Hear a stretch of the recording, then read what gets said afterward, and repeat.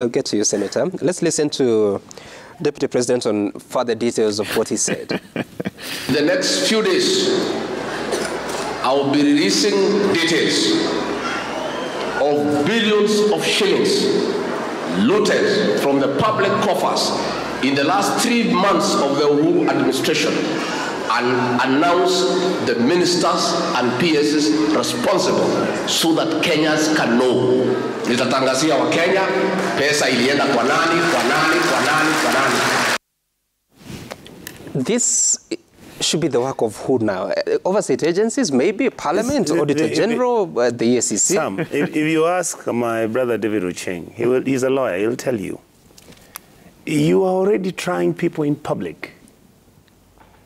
If we are going to be a country that is going to be a kangaroo-based country, where if I go to town today and I have got the protection in Parliament, I look at you, Sammy, I can decide to get up and start talking about how you've stolen billions. He is a senior state officer. Honorable Gachagua is a person who today should in fact have given that information to the DCI and everybody else and told them, go and do it. This is the information I have.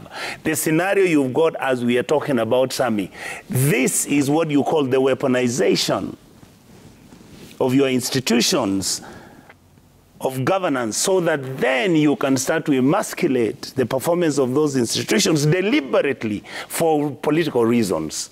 And this issue, if it's not handled very well, I saw the statement that Kindiki gave the other day. He said Matiang'i is actually somebody I respect, somebody I worked with, and somebody that I've seen, and we wouldn't want to victimize him. I totally agree with what my brother has said and what David Ocheng has said. Can't we allow the law take its course? Now, every single day, the deputy president comes in and is constantly accusing people. I mean, my brother here is not able to say, he said, oh, we don't even know who Gachagua is talking. He said that when these people are being told we are going to take you to court, they ran away. I don't think he was talking about anybody else except Matiang'i. And yes, indeed, politics is not going to church and praying and saying, God, forgive us our sins. The reality, my brother, is that I'm a Kisii senator. If you continue treating Matiang'i like this, Kisii is going to be a problem for the Kenya Kwanza Alliance, and it's going to be a problem for President Ruto. And I would hate that to be the argument. What if they're real questions? Like, yes, then let them use the normal due process, take the guy to court. The point we are making is very simple. Don't take us through these circles that you are taking us around here. People are saying, including my brother here, that there was no arrest which is taking place. I can tell you there were people at Matiang'i's place at about 3 o'clock in the morning. And they may not even have had police vehicles. The man's life is threatened. Matiang'i feels his life is in danger. Every single day he has cars which are trailing him. This is the Kenya we left.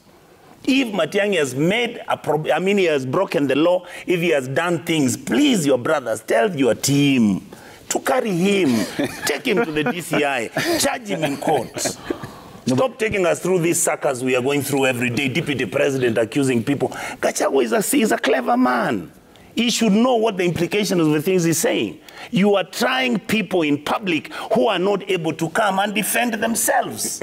How are they going to exonerate themselves from this mess when you are being accused you are a thief already in public and all Kenya? And it's the deputy president who's talking about that.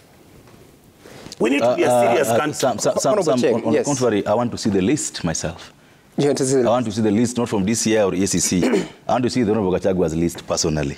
Yes. Because it has two things to it.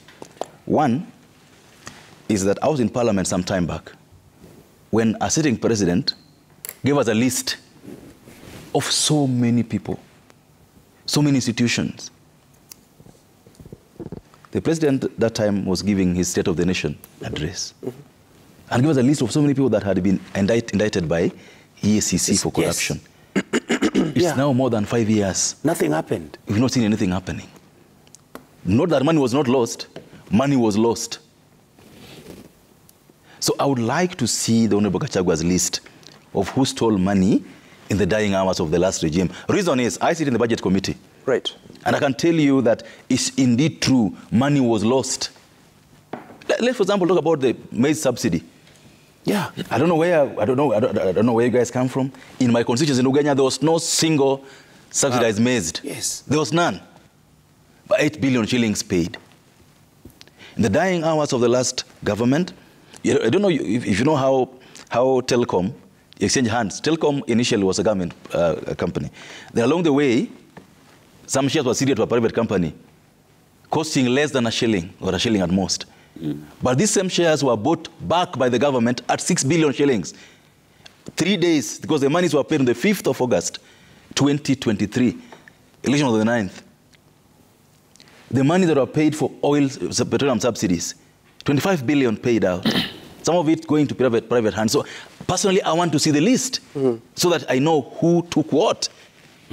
Once we see that list, Sam, let then ECC, DCI take their role. I say that because the guys who looted are soon also going to turn political. I can tell you for sure. The reason we've not seen, the reason we're even debating whether Matiang'i's home was raided or not, is politics. If it was facts, we would have had facts by now. So the next time you're going to see the next minister being probed, there will be politics. So there will be politics, yes. But what we are asking for is that let politicians do politics, but let the institutions be above the fray. And Sam, this is, you know, in the US, for the last 2 months, there's an issue with with Trump having gone home with confidential papers. Remember? Right. Yes. And before long, we had issues with Pence having also left with some documents, and before long, Biden is also roped in. So there'll always be politics around these issues, Sam. But we should be able to rely on our institution that we set up to do these jobs, to rise above this politics and give us the facts. And so I want to end this debate by, on my opinion, do you actually think we'll get a list from the Deputy President? If he had one, why not just release it? Why come and threaten that? No, I think he has. I personally believe he has. Do you think he will release it? He said he's going to do it in 2 days. I'm hoping going to be here shortly. Even me, I could release. Even me, I could be having the list. No, Sam. The question. Even me, I could be having the list. Have it. So, no, I'm saying even me, I could be having the list. So the issue is, we want to see the names of these persons who stole money, because look, it is true that 6 billion shillings was paid.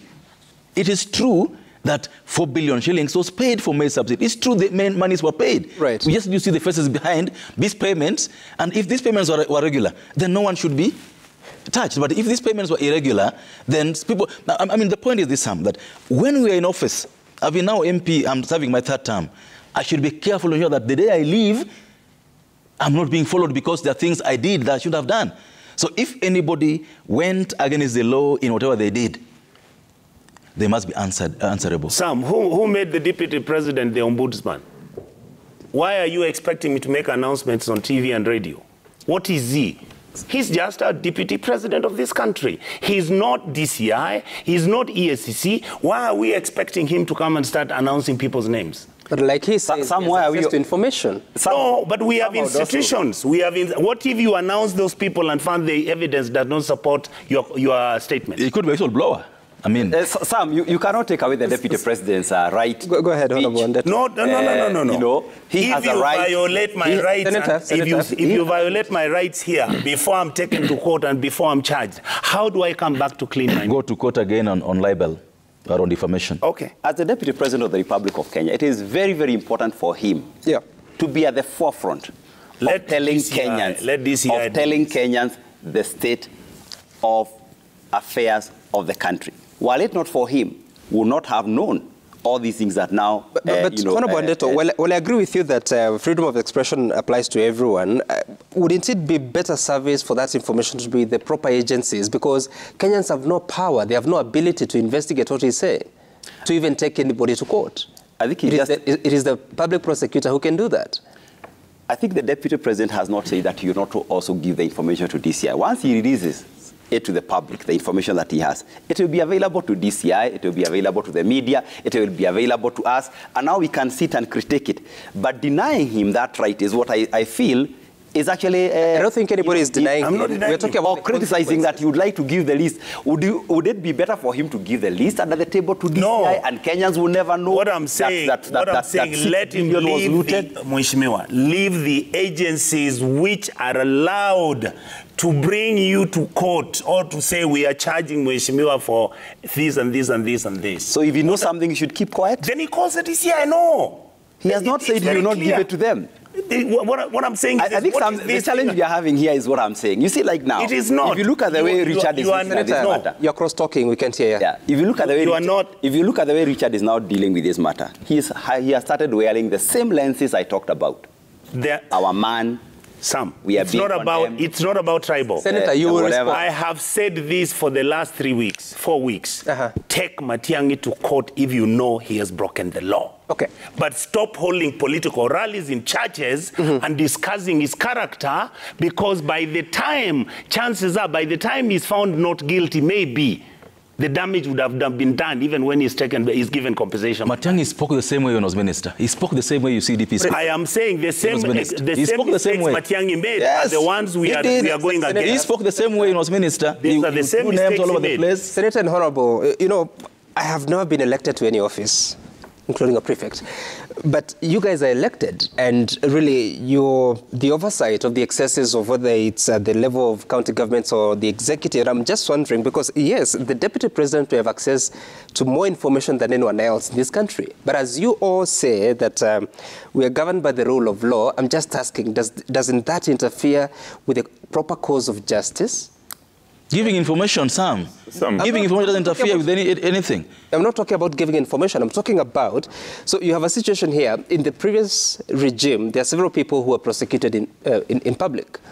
So much was said in public before they went to court. They got to court and you realized that the information was not as sufficient as had been expected. So how do we deal with this without putting emotions or politics into it to ensure that we have a proper running system? And especially for you, the advocate. You know, Sam, we have to distinguish. There's the politics, yes. And that's why I said that when we did the new constitution, we knew these kind of things could arise. And that's why we set up some things we call under the constitution, independent offices. That's what they are called in the constitution. Because we believe that they should be above this kind of politics we've seen on television, or the kind of things we're talking about here. We said that, for example, the decision to charge should be an independent decision. The decision on investigation must be independent. That's why I set up those institutions. And so I believe that DP Gachagua has a right to say what he wants to say, like anybody else. If he likes sending this information to DCI or EACC, he has the choice of doing that or not. I mean, every day Citizen TV does what we call investigative journalism, to unearth ills in the society. If Gachagua has some ills that have been committed, then let the EACC and DCI get information from him if they think that will help them. But the idea that because DP Gachagua spoke, that then stops or will make someone do anything for me is far-fetched, because we are dealing with independent offices, and they should be allowed to do their job independently, and they should not be, in my opinion, swayed by these public emotions and the rest. That's where I think we should place our hopes. Okay, this is what the Director of Public Prosecution